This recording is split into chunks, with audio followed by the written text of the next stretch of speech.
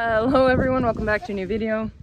I'm out here by my corrals and this is a group that we just put outside.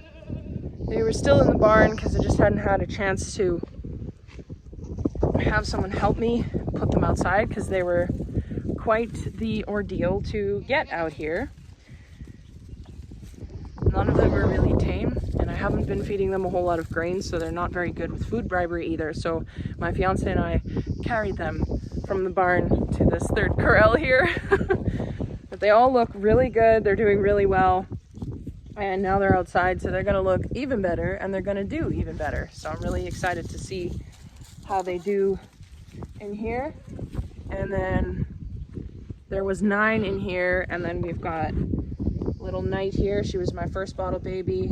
And then I got Twilight. She's laying against the fence somewhere there. So they're all gonna get bred this fall. And then we've got the big buck pen over here.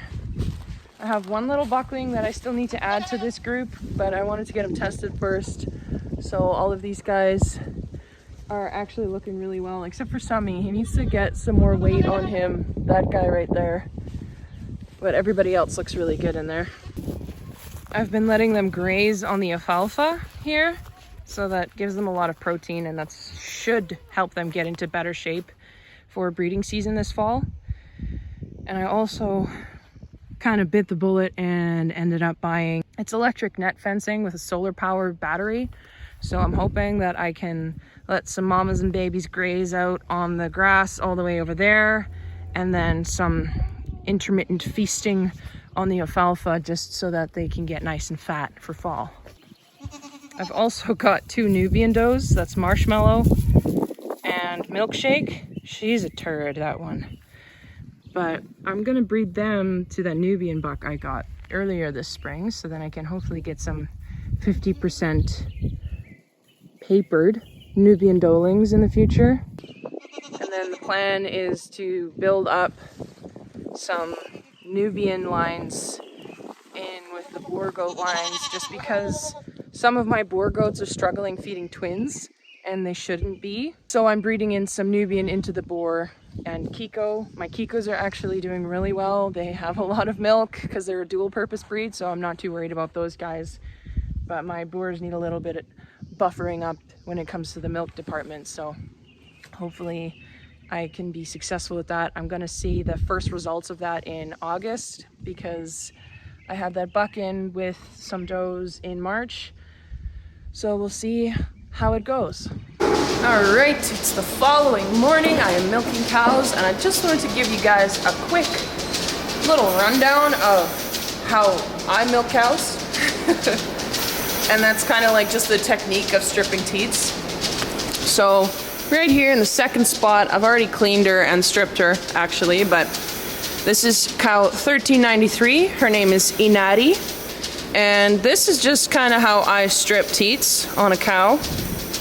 I kind of go at the base of the udder and then pull down with my pointer finger. So this is just kind of like a very gentle pinching motion. And that's how I get the milk to come out. So obviously I do that a few times per teat, and then I hang onto the milker. If I was gonna milk her by hand, I would use that same technique. And a little bit later, I'm gonna show you guys how I milk a goat, because it's mostly the same, but again, because they're so much littler, it's a little bit different. So this is a little bit of cow versus goat milking. Okay, we're gonna milk Fern here. She has decided to wean off her little young ones, so I am milking her again just to keep her comfortable. And this gives me a great opportunity to show you guys what milking a goat looks like versus milking a cow, like I showed you this morning. So I'm just disinfecting her teats here. And then basically what I like to do is kind of grab the base of the udder again with my thumb, but then I'm holding it like this. My thumb is sticking up and then I'm kind of squeezing with the other fingers going down. At least that's what I do with my left hand. My thumb on my right hand is a little bit more to the side to accommodate for the angle that I'm milking at, and obviously I don't have a milk machine for this lady, so this is how I milk a goat.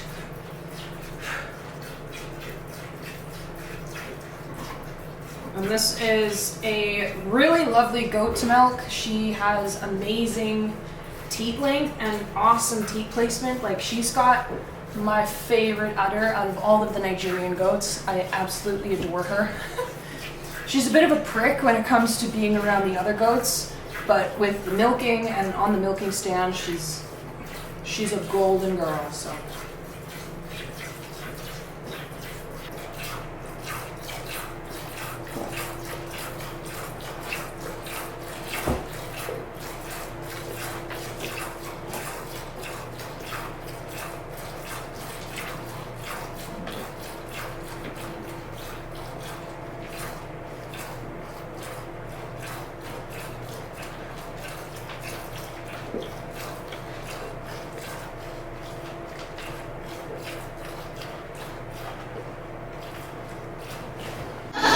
So Fern gave about 2.5 to 3 cups of milk, which is amazing for a little goat like that. She's back in the pen now, enjoying her pen mates as much as she enjoys being around her pen mates. But yeah, really impressed with how she's doing.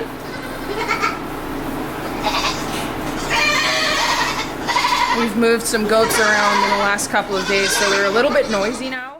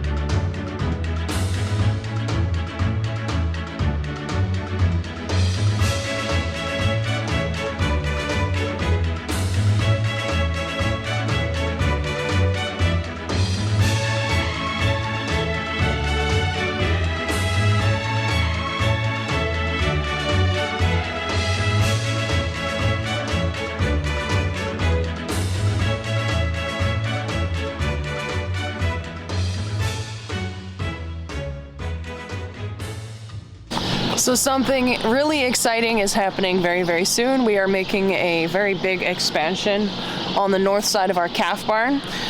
If you guys have been here for a while, you know that we have been having a little bit of an overflow problem with our calves, which has resulted in us having to do group penning, which is not great.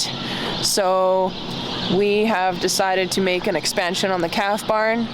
Our rooms 3 and 4 are gonna get an added 8 pens on each row. So that's 16 pens in total in each room and 32 calf pens overall. So that should give us a lot more leeway and a lot more of a grace period between having to wean calves so that we're not rushed or having to group them up, because they're just not as healthy and they don't do as great when they're in a group like that. So we decided to make an expansion, and yeah, we're really excited. Really looking forward to having some more room for all of these beautiful little calves. That's gonna be it for today's video though, guys. I hope you enjoyed it, and if you did, please like and subscribe and share it with a friend. And this is me signing off. I will see you all in the next video. Bye.